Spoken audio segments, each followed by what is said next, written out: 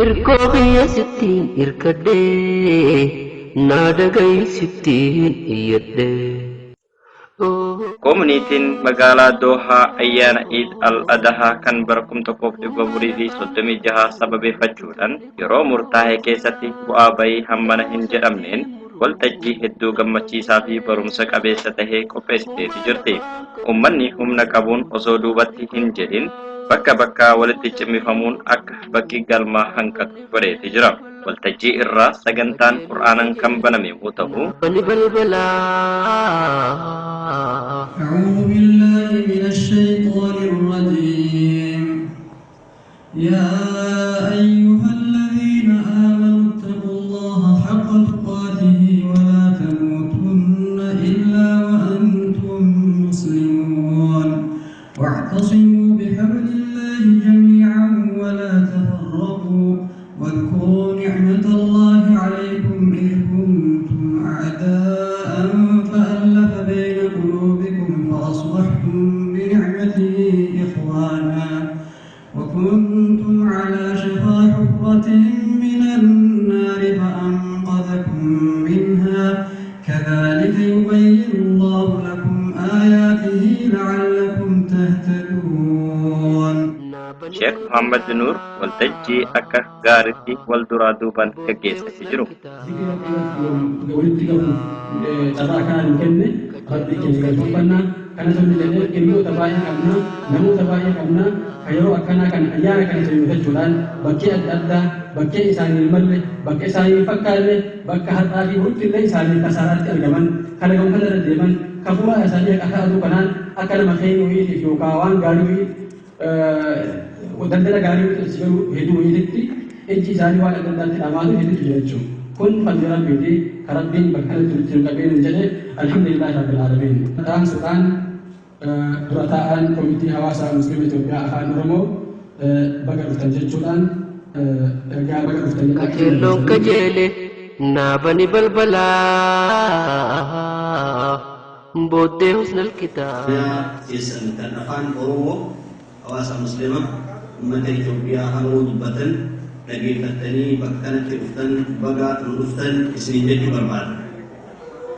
Jaaliyaan hawaasa musliima afaan Oromoo jaalateessanii jaaliyaa nama tokkootii miti jaaliyaa nama hundaati. Jaaliyaa keessan yeroo hundaa bira dhaabattanii guddina isiitiif akka yaaddan garumaan isin beeksisuu barbaada.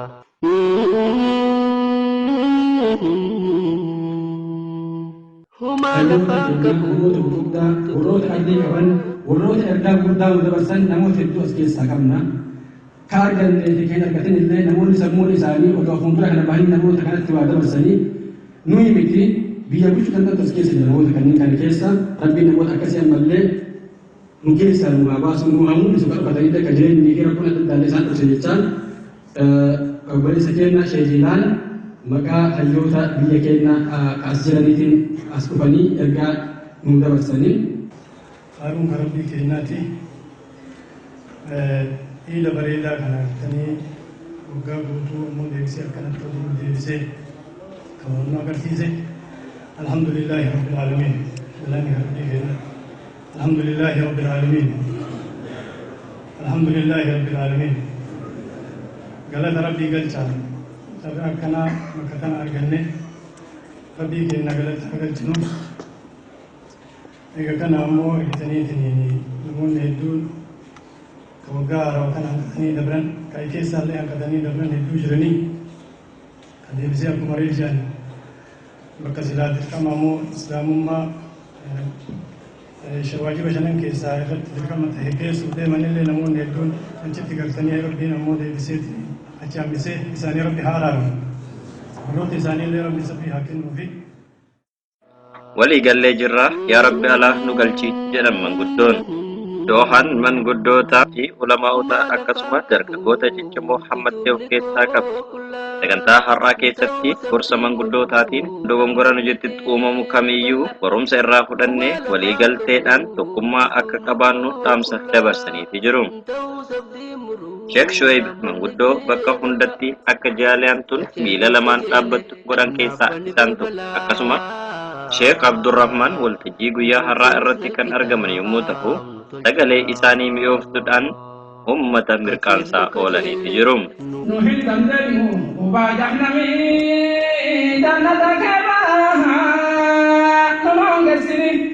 دار السلام دار المقام نهى بالكسوع رب رحيم دار السلام دار المقام نهى بالكسوع رب رحيم دار المقام دار السلام نهى بالكسوع رب رحيم آمين وصلى الله على محمد وعلى اله وصحبه وسلم والسلام عليكم ورحمه الله وبركاته.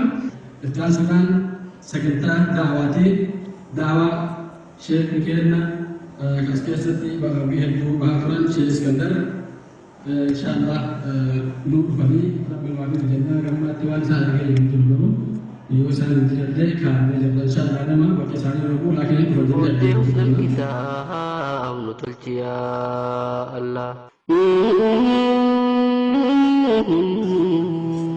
جماعة الخير بيتا دوبا حاسبون الفاتحة كي يجاب كإيمانيس دا بكتك أنيفتي قروا هيدا قرأت هيدا برسالي بوتن بوتا تورمور مني متججتو نكاس دبي سيدا دوبا بيتا دوبا دوبتشوني دبي الفاتحة توقو حاتو هيدا إرغة أنا إرغة إساني دوبي الحمد لله رب العالمين دوران دوسيني ربي قلت بلتنا الحمد لله رب العالمين wanni rabbii galata galchinu wanni rabbii galata galchinuun tokko lamaa miti hisaaba hin qabu jemaata ta'e garuu dhaamsan aalamni hagana gahu kun walii awwaachuun wal ulfeessuudha ani duraan dursee wal isinii jedhu abbuu ulfaadhaa isinii jedha bakka geetta maratti ulfaadhaa isinii jedha kanaaf yaa jala kenna ni'maan rabbii baay'eedha irraa lakkaa'uu hin dandeenyu kun namni bakka jiru yaa'ee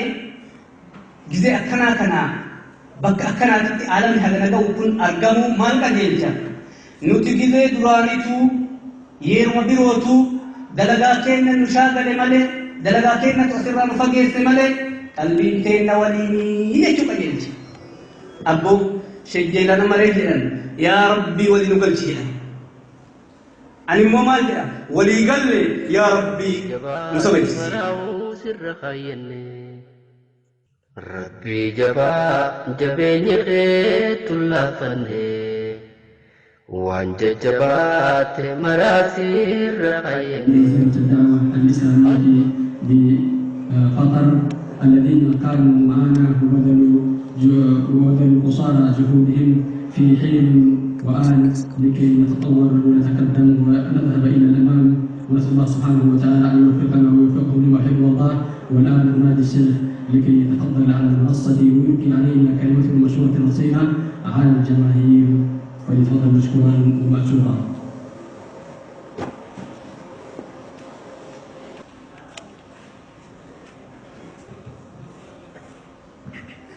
الحمد لله رب العالمين والصلاة والسلام على المبعوث رحمة للعالمين بشيرا ونذيرا إلى يوم الدين. أقولك إن سنتي والسلام عليكم ورحمة الله وبركاته جدا. لما يسموا كل عام وأنتم بخير بقى سنين جدا.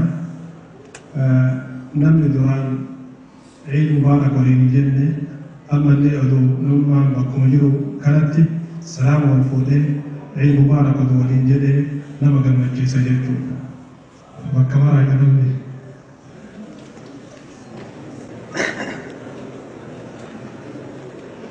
بعد شكر الله سبحانه وتعالى نقدم خالص الشكر والتقدير لوزارة الأوقاف والشؤون الإسلامية بدولة قطر لوزارة الأوقاف والشؤون الإسلامية بدولة قطر ممثلة بمركز الشيخ عبد الله بن زيد آل محمود وكذلك لمنظمة الدعوة الإسلامية بمكتب قطر. إقرابي كأن شكر حقيقة نمني شكري بونو إنسيهم دي لأنه دون سنة كانت النفيني قامتشون كن عيد هذا عيد لما قبنا بها أكلت إنسان أرجون والإنترنت والإنتباتون إنسان ديما وجتني ما كان مفتنيتين جتنيتين كرمان أقوم باقي أنا وقامتشيسا عيد لما يسوق قبنا جتشو نقطة أفريسا مو حقيقة نمني هو تاريخ قرأوا أعداء الإسلام دولة إسلام تاتي وإن هو إسلام الانتهين أو ضعف اتفدوا بربادي تفريقا كيستي هما كأجر تمكبرت يوم أعداء الإسلام كانوا هجتني أكا دولة تتي أكا شعب تتلي أكا منظمات تتلي أكا جمعيات تتلي حقيقة هو اتحاد أرقمي هو إحدى أرقمته نملكوا أرقمته قابسا نامرت يوم الرسول تجدوا نقطة شنية سومو كجرو بربادي أولية كيسان كأمريكا كجرا خاصة مينيسوتا مركز التوفيق كيستي كيزبا إيران نغيرين حقيقة إيجا سلام السنين جراني نقافتني سنوان جالية روموتا قطر كيس جرتو أسندورا أستاذ رايا اللي حقيقة وان جرابا الرحاسة ولي جراني مي أكم جراني هو نقافة حقيقة كلامتي كأجيب تنميتي كسنجالا يوغنا إن شاء الله أنا بقى مكيسا جليني سواليني يو نكيسا نما عقلاء تجرا نما مشايخ تجرا نمني كان حقيقة والتأيتين أكست ديما جرا جرا تجيسي كناف أما اللي أفضلت اللي إن شاء الله حركة الكتاني أفانت الكتاني أفضلت هذه ابن جدو بربادي هذا وصلى الله على نبينا محمد وعلى آله وصحبه وسلم والسلام عليكم ورحمة الله وبركاته Walaloon gaafii fi deebinii fi taphoota adda addaa kan dhiyaatan yommuu ta'u, sagantaan kun ciminnaa fi barumsa qabeessa akka ta'u godheeti jirama. Akkuma yeroo biraatti gargaarsi dhaabbataalee garaagaraa waltajjii kanaaf sababa kan tahan yommuu ta'u, dhaabbatni awqaafaa fi dhaabbatni munazzamaat wanta danda'amu hundaan uummata keenya gargaaruu irratti nu cinaa dhaabbataniiti jiru.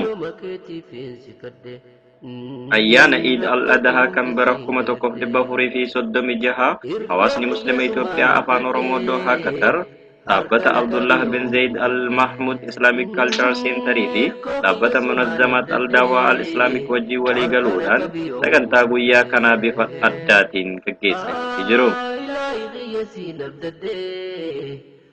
Egaa daawwattoota sagantaa keenya sagantaa har'aa keessatti guyyaa Eid al-Adhaa kana sababeeffachuudhaan namoota tokko tokko dubbisneeti jirra. Namoota dubbisne kana keessaayis Eid al-Adhaa sababeeffachuudhaan gammachuu uummanni Islaamaa Itoophiyaa keessattuu uummanni Oromoo kan walgahe kun baga nagahan nu eedanii qophii kana gahuun irratti wal agarree umrii dheerinnaa baga rabboleen nagaa isiniin jaa. الحمد لله رب العالمين وانا نما اذا كان الرقرتي قمتون كن بي انبا كيستي السفر قطعه من العذاب رسول ربي صلى الله عليه وسلم سفر قرتي جتو عذاب الراتات اسوجي انغرو المكين كغدبه كقري جنقدتين اجا قدت فودان بي انبا كي سبلالي ريهيري اساسو كدمو اكبكم هيري اسو ديموتي ربي بينا رانفن بكم سنت نفان فجده اذا كان لي سبب فتاه كسلا اني بي انبا تتي